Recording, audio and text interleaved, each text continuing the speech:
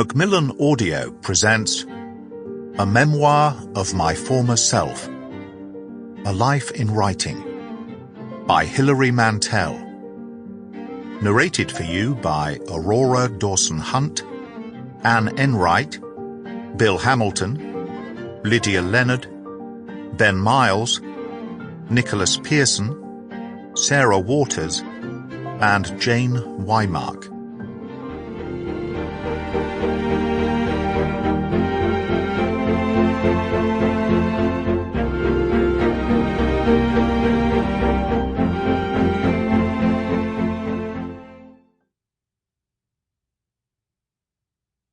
Editor's note.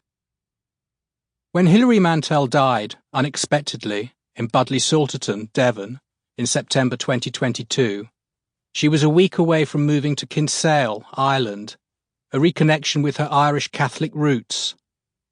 She and her husband Gerald McEwen had bought a house with views over the surrounding countryside. At the heart of this collection is a piece about the writer John McGahan, the great chronicler of Irish rural life in the shadow of the Roman Catholic Church. Their move to Ireland was also, in part, an attempt to re-establish European citizenship in the wake of Brexit. Here too can be found an essay about nationalism and identity, a theme that fed into Hilary's fiction, in particular her pinnacle achievement, the Wolf Hall trilogy.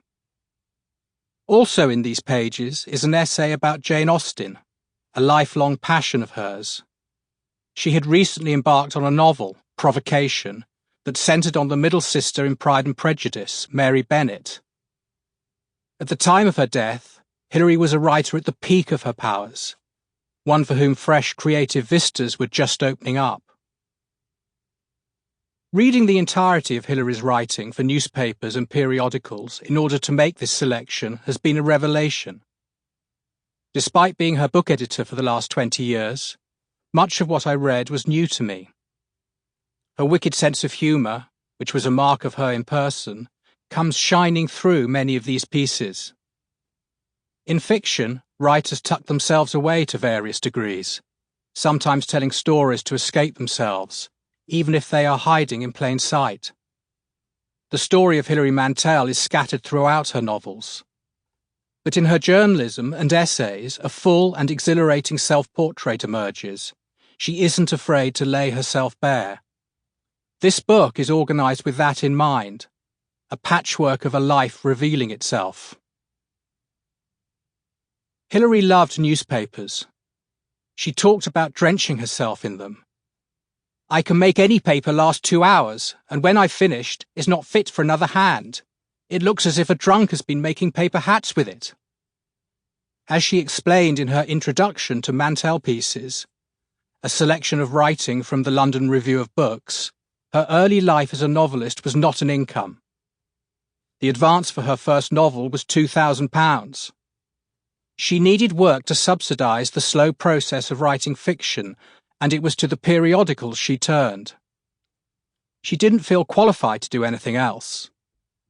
Auburn Waugh offered her a piece a month for the Literary Review for £40 a time. She wrote for Alan Ross at the London Magazine, but he paid her even less. In 1986, Hilary submitted an essay to the Shiva Naipaul Prize, awarded to the writer best able to describe a visit to a foreign place or people.